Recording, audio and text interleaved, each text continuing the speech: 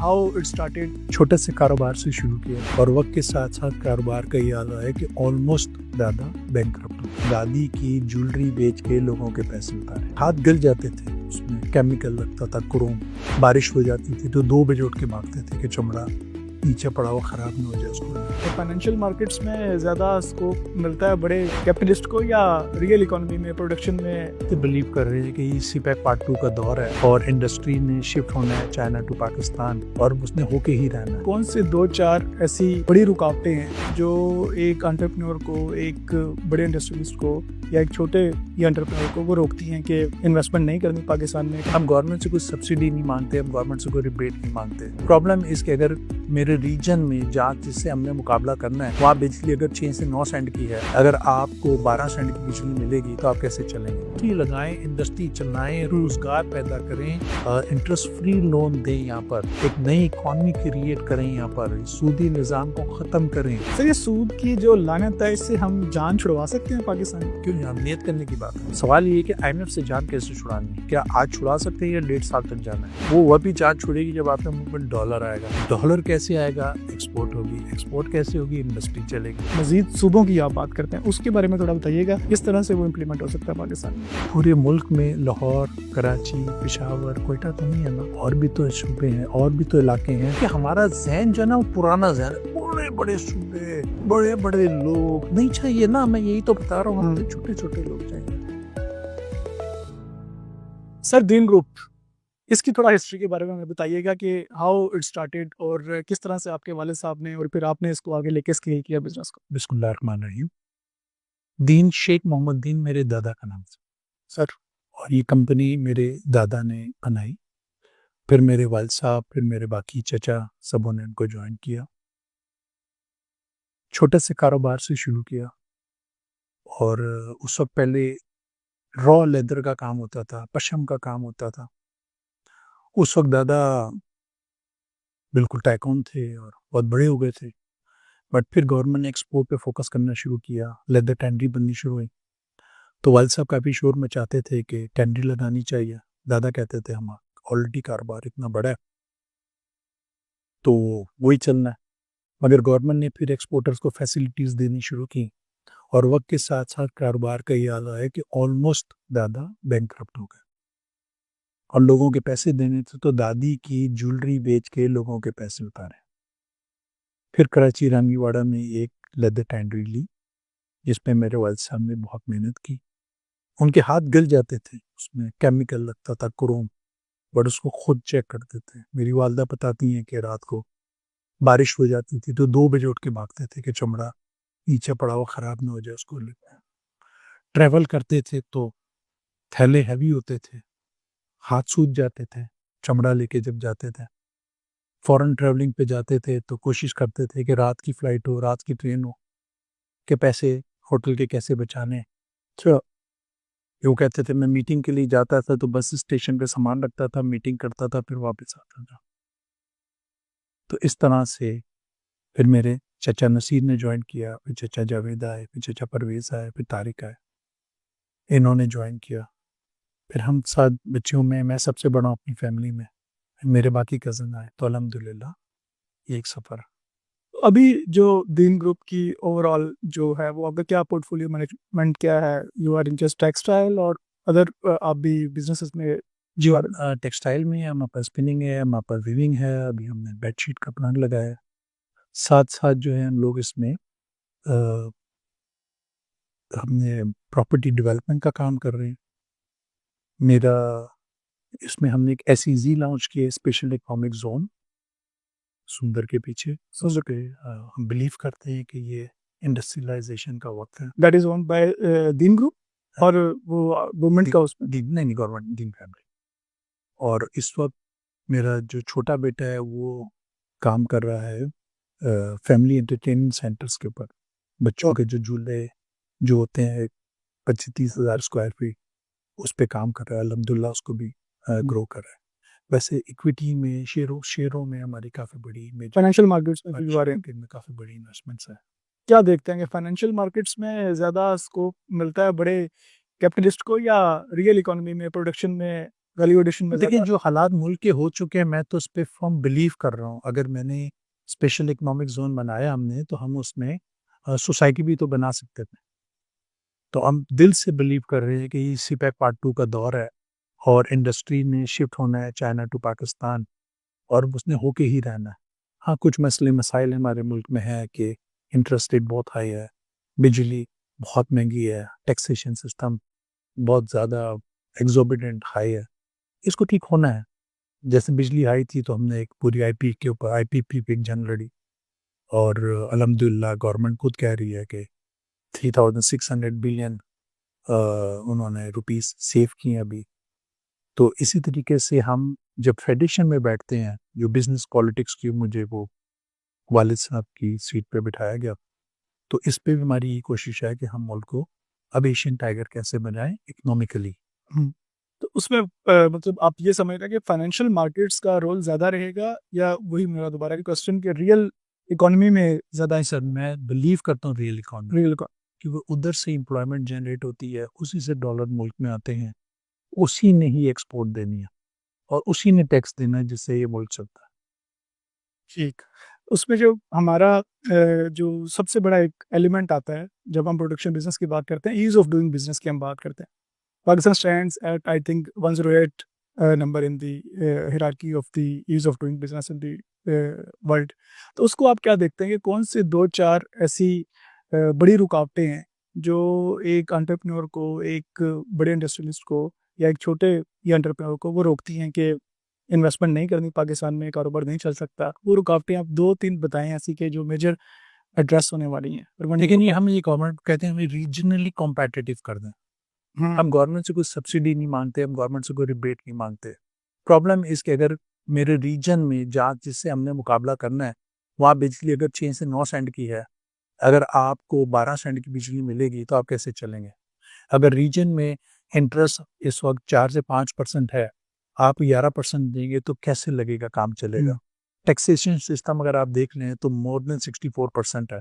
तो आपको जब कॉम्पिटिटिव नहीं रहेंगे, तो आप सर्वाइव ही नहीं कर सकते जिसकी वजह से इंडस्ट्री बंद हो रही है।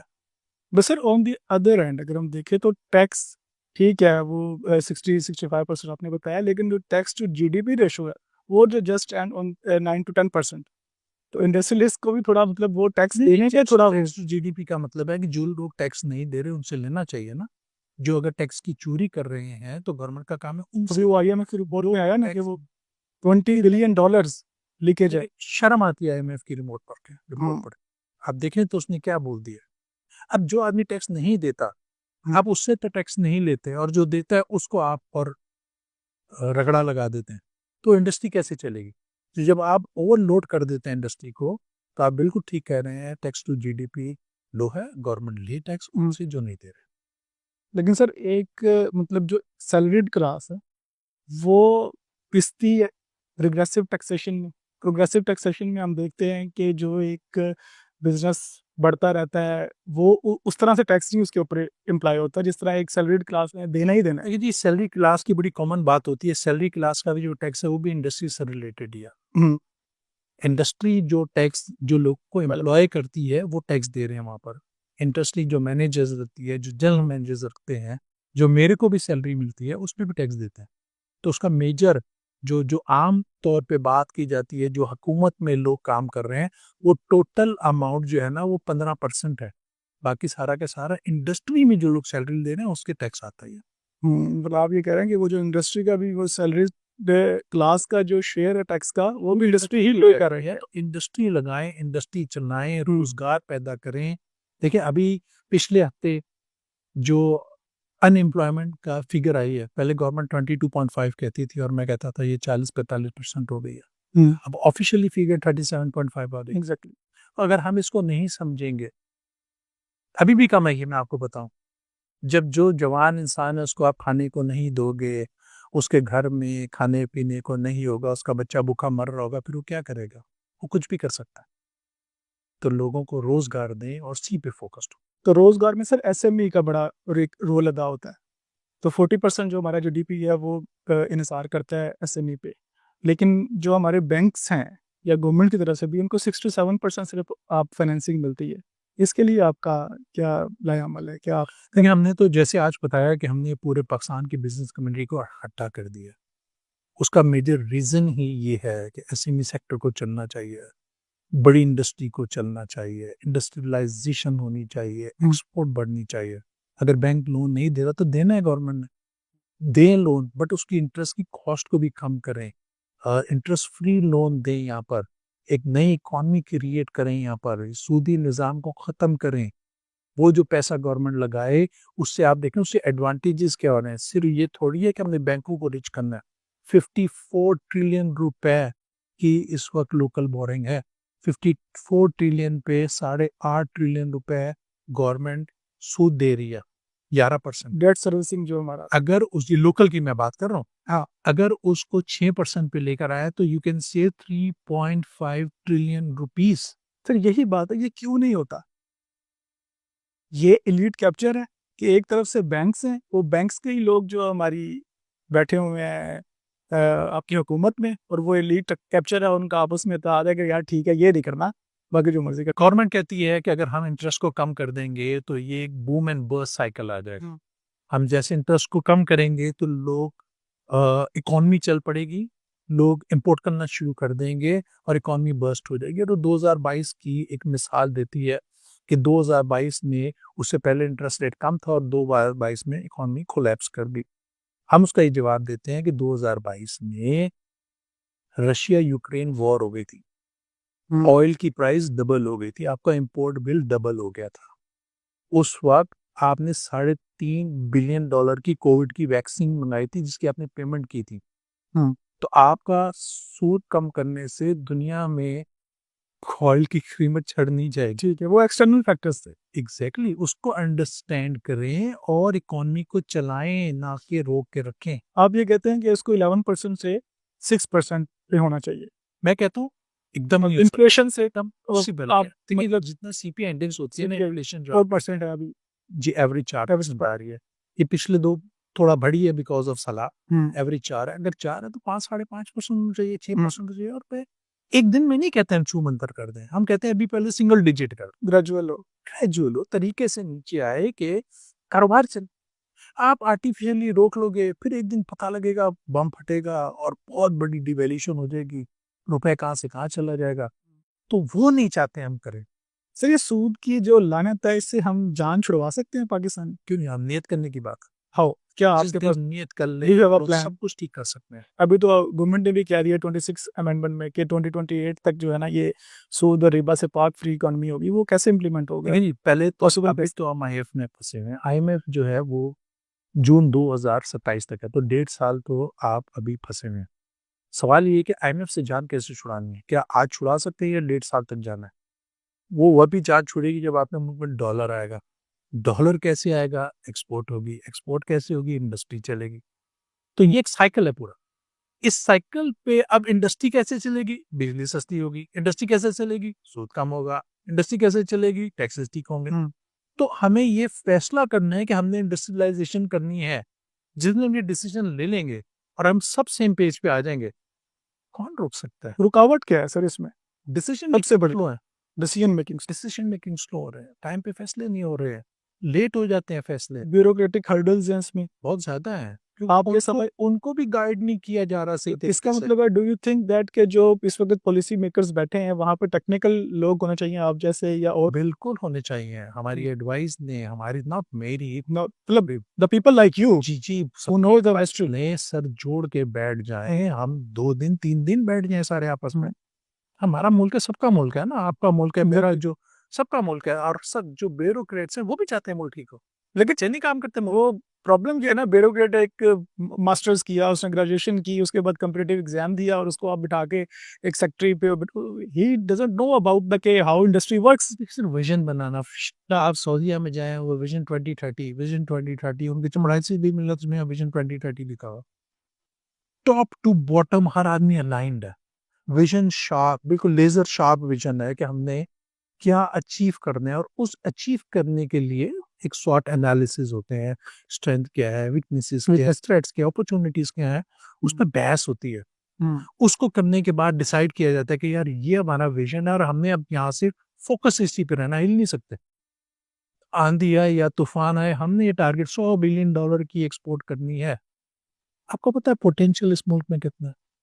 मैं इस वक्त क्योंकि फेडरेशन की पॉलिटिक्स के लिए हर डिवीजन हर डिस्ट्रिक्ट जाता हूँ, जहाँ जाता हूँ वहाँ पर पोटेंशियल है। सवात में एमरल्ड है, और मैंने उस पर 3 महीने पूरी स्टडी किया था कि मैं थाईलैंड भी गया, और मैं वहाँ चाहे था बैंकॉक से 4 घंटे आगे के लिए चंदाबुरी, इसमें भी मैंने आपसे पूरी दुनिया की ट्रेड बात होती है। करनी है बाद में कि वो जो डेवोल्यूशन ऑफ पावर्स की आप बात करते हैं, जो आप कहते हैं कि जो डिवीजन है उसको इख्तियारात जो दिए जाएं और मजीद सूबों की आप बात करते हैं, उसके बारे में थोड़ा बताइएगा किस तरह से वो इम्प्लीमेंट हो सकता है पाकिस्तान में। देखिए उसके लिए जैसे मैंने आपसे अभी एमरल्ड की बात की, हम्म 1 रुपए की ऑफिशियल एक्सपोर्ट नहीं है एमरल्ड की या प्रेशियस स्टोन की, बट जा रहा, जेब में रख के ले जा रहा है, इतना सही ले जाए तो करोड़ों रुपए का होता इलीगली। है, इलीगली जा रहा है सारा, और वहां पर कटता है, वहां पर पॉलिश होता है, और वो अगर $2 बिलियन का जाता है तो वो $4 से $6 बिलियन का बिक जाता है।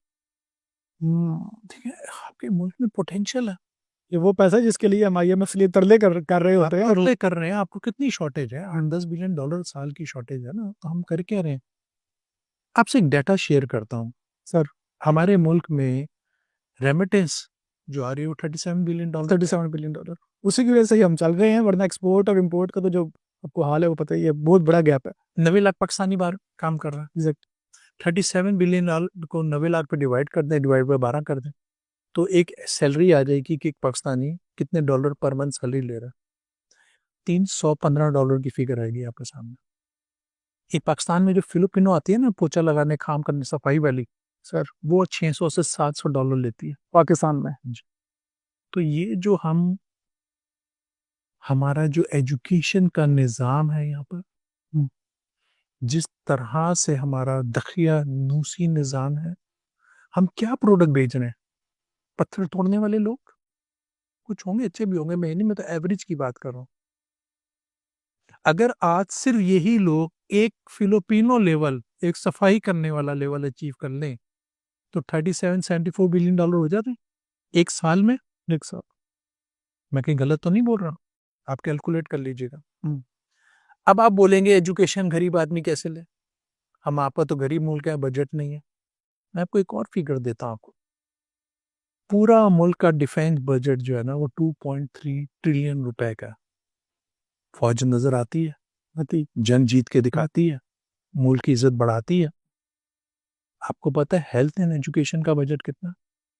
3.2 ट्रिलियन। डिफेंस बजट से बड़ा बजट है। ये पैसे किधर जा रहे हैं? ये पैसे हम दे रहे हैं, आप दे रहे हैं, एक आम आवाम दे रहा है। कोको कोला भी खरीदते हैं ना, उसमें भी टैक्स देते हैं आप जाके, बिजनेस कम्युनिटी दे रही है। टैक्स लो, बट उसको सही जगह पर स्पेंड करो।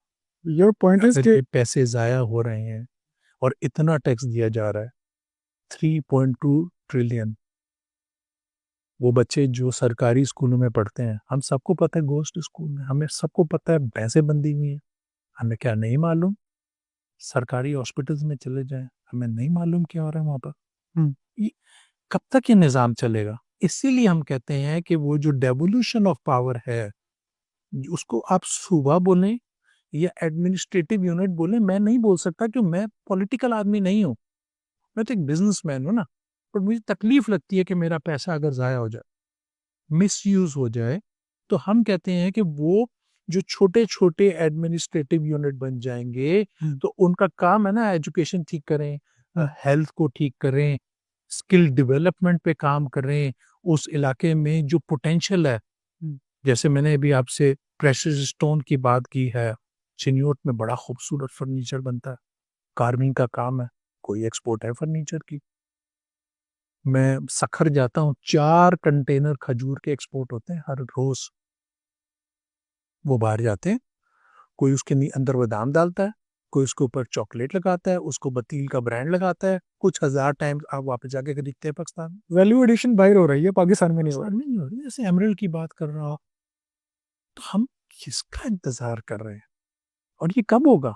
इतने बड़े बड़े सूबे अगर हम लेके बैठे रह जाएंगे, पूरे मुल्क में लाहौर, कराची, पेशावर, कोयटा तो नहीं है ना, और भी तो सूबे हैं और भी तो इलाके हैं मियाँ चन्नू चले जाओ, सखर चले जाओ, जाओ तो रहीम यार खान चले जाओ। वो मुझसे रहीम यार खान से बंदा मिलने आता है, उसको 5-6 घंटे लग जाते हैं। अगर उसको सेक्रेटेरिएट में किसी काम से मिलना है, तो वो 6 घंटे ड्राइव करके आएगा और 6 घंटे ड्राइव करके वापस जाएगा। मेरे जैसा तो बंदा खर्च हो जाता है। हुँ। तो ये लेकिन अच्छा सर वो है। एडमिनिस्ट्रेटिव यूनिट से आपका जो बर्डन है, वो भी तो बढ़ जाएगा ना ये इसके बड़ी गलत बात है, बड़ी टिपिकल बात है जी वो तो। क्योंकि हमारा ज़हन जो है ना वो पुराना ज़हन है, बड़े-बड़े सूबे, बड़े-बड़े लोग नहीं चाहिए ना, मैं यही तो बता रहा हूँ, हमें तो छोटे-छोटे लोग चाहिए। जो वहाँ पर डिप्टी कमिश्नर का ऑफिस उसको कमिश्नर का ऑफिस कर दो, जो कमिश्नर का ऑफिस उसको चीफ सेक्रेटरी का ऑफिस कर दो। खर्चा क्यों बढ़ाना है? हुँ। खर्चा नहीं बढ़ाना है। प्लीज़ ये बात कहने का मकसद है कि खर्चे ही तो कंट्रोल करने हैं। खर्चा इंसान वक़्त बढ़ाता है जब उस पर इनकम आ रही हो। हमारा पूरा मुल्क लोन पे चल रहा है, कर्ज़ों पे चल रहा है। हम कैसे अय्याशी कर सकते हैं यार? हमें पहले कमाना है, कर्ज़े उतारने हैं, फिर अय्याशी करनी है। लेकिन सर इसमें एक और बात है ना, आपने अभी ज़िक्र किया कि कर्ज़ों पे चल रहा है, तो आपकी मईशत की जो पॉलिसीज़ है वो तो आईएमएफ बना रहा है। आप ये सारी चीज़ें जो डिमांड कर रहे हैं वो कर रहे हैं गवर्नमेंट से। नहीं, आईएमएफ तो नहीं कहती ना सुबह बनाओ या सुबह ना बनाओ। आईएमएफ तो नहीं कहती कि प्रेशियस स्टोन की एक्सपोर्ट ना करो। हुँ। आईएमएफ तो नहीं कहती फर्नीचर की एक्सपोर्ट ना करो। कटलरी की वज़ीराबाद में इतना खूबसूरत कटलरी का काम होता है। टोटल $140 मिलियन की एक्सपोर्ट है। दुनिया में $82 बिलियन की ट्रेड होती है कटलरी की। हुँ। क्यों नहीं उस पोटेंशियल को उठा रहे? मैं सियालकोट जाता हूँ, वो जो फुटबॉल का काम, जूडो कराटे के सूट्स, $2.5 बिलियन की एक्सपोर्ट है, 2.5 से $3 बिलियन की। वो कहते हैं हमारे साथ बैठो, हम आपको 3 साल में $10 बिलियन की कर देंगे। तो समझो तो जो कर रहा है, जो बोल रहा है, उसके साथ बैठना चाहिए ना हमें। एग्ज़ैक्टली। आईएमएफ ये तो नहीं बोलती कि एक्सपोर्ट ना बढ़ाओ। वो तो कहती है बढ़ाओ। तो कारोबार करो ना यार, वो तो कहती है आईएमएफ एक बैंक है, आईएमएफ कहती है जो मैंने पैसा दिया मेरा पैसा सेफ हो। मैं आपको बजट आपने बजट अप्रूव करा लिया। अब आप कहते हैं मैंने सब्सिडी दे देनी है जाकर। हुँ। वो सब्सिडी पे आईएमएफ लड़ती है। तभी तो हमने आईपीपी की जंग लड़ी। तभी तो हमने बोला कि ये जो पैसा ज़ाया हो रहा है उसको ठीक करो। हुँ। नहीं तो हम गवर्नमेंट को कहते हैं हमें बिजली सस्ती दे दो। हमें भी पता है, वी अंडरस्टैंड कि आईएमएफ के होते हुए गवर्नमेंट सब्सिडी नहीं दे सकती, रिबेट्स नहीं दे सकती। तो हमने कहा जहाँ चोरी है उसको रोको। इसी तरह हम कह रहे हैं जहाँ मिसयूज़ ऑफ मनी हो रही है उसको रोको। तभी तो मुल्क चलेगा। हुँ। तो अगर आपको अभी कोई लेट्स से कोई गवर्नमेंट बुलाती है, अभी आप मिल के भी आए हैं फील्ड मार्शल साहब से, तो आप कोई ओहदा मिल जाता है, तो क्या आपके पास क्या सॉल्यूशंस क्या है? अगर 2-3 काम आप करें तो आते ही क्या करेंगे सबसे देखिए अल्लाह का शुक्र है मेरे पास बहुत बड़ा ओहदा है। मैं पूरे बिज़नेस कम्युनिटी का पैटर्न चीफ हूँ हुँ। और यही अल्लाह ने बहुत इज़्ज़त दी हुई है। पॉलिसी मेकिंग में बात जी, करें। पॉलिसी मेकिंग में हमारा काम है। हम अभी आपस में लड़ते थे, हमने लड़ाई खत्म कर दी आपस में। हाँ, आज जो मैं हमने देख कम रहा था नीचे आपकी समार का हैक के बाद आपकी भी आपस में सुलह हो गई है। हमने बोला लड़ाई खत्म करके अपने हुँ। मुल्क के लिए लड़ते हैं। वोट माँगने की जगह रिसर्च करते हैं और अपनी गवर्नमेंट को हम शैडो बजट बना के दें, हम इकोनॉमिक पॉलिसीज़ बना के दें, हम प्रोफेशनल्स हायर करेंगे। हम कर रहे हैं, ऑलरेडी हम कर रहे हैं, बट एक-दूसरे की जो हम टाँग खींचते थे, एक-दूसरे के अच्छे काम को भी बुरा बोलते थे, ये जो हरकतें थी ये आज से खत्म हो गई। आपने पूरा तमाशा देख लिया। इंशाल्लाह आप देखिएगा हर आने वाला दिन हमारे मुल्क के लिए अच्छा होगा।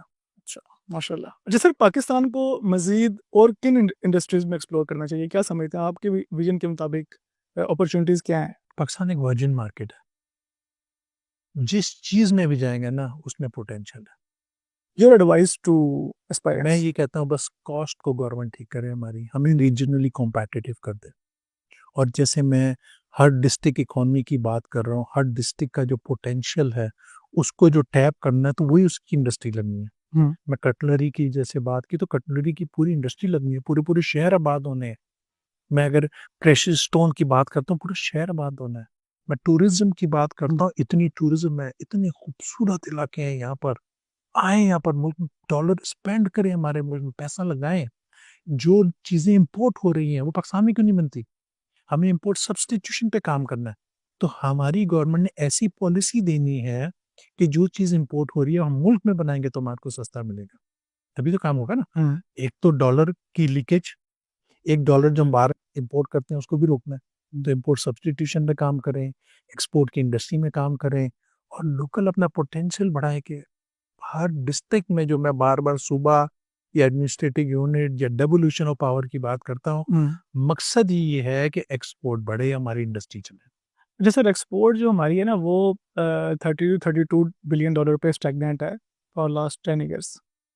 तो उसमें एक बहुत बड़ा इल्ज़ाम लगता है बिजनेस कम्युनिटी पे कि अंडर इन्वॉइसिंग, कि फुटबॉल तो जा रहे हैं बाहर 100, लेकिन जो पैसे आते हैं वो 50 के आते हैं। इस पे कभी आपकी बिजनेस कम्युनिटी में अपना कोई इत्तेफाक हुआ है कि नहीं भाई ऐसे नहीं? क्यों लेकर आएगा? या एक सेकंड के लिए आप मुझको जवाब दें, आप पाकिस्तान में पैसे कमा रहे हो, मुझे पता है सब लोग बाहर जा रहे हैं, फ्लाइट ऑफ कैपिटल हो रहा है, बिजनेसमैन हर अपने एक-एक बच्चे को बाहर भिजवा रहा है। अनसर्टेनिटी है ना, कि दुबई के सर पे सींग है जो वहाँ जाके काम कर रहे हैं। हम ऐसी पॉलिसी दें, हम कहते हैं कि हमने टाइट कर देना है, हमने रगड़ा लगा देना है, हमने डंडा कर देना है, उससे काम नहीं होता। हमने ऐसी पॉलिसी बनानी है कि पूरे दुबई से पैसा निकल के मेरे मुल्क में आए। जो पूरी दुनिया में पैसा जा रहा है वो मेरे मुल्क में है। जब एक बिजनेसमैन पैसा कमाएगा ना, तो वो कहीं पैसा नहीं लेके जाएगा, उसने वहीं लगाना जा कमाएगा। आप उसको सख्ती कर दो या ना करो, जहाँ कमाएगा वहाँ पैसा ले जाएगा। आप कहते हैं कि बस उसको फैसिलिटेट करें, तो उसको सख्ती करने से पैसे वापस आएंगे, फैसिलिटेट करेंगे ऑटोमेटिकली। चलो हम तो 2 साल से सुन रहे हैं फ्लाइट ऑफ कैपिटल हो रहा है ना, तो किसी ने रोक लिया? वो तो हो रहा, रोक के दिखा दो ना। वो एक ही सूरत में रुकेगा, हम अच्छी पॉलिसीज बनाएं कि वो सारा पैसा जहाँ बिजनेसमैन पैसा कमाता है उधर लगाता है पैसा। चलिए, thank you very much sir, nice to having you. आपका बहुत बहुत शुक्रिया, खुश रहें। Thank you.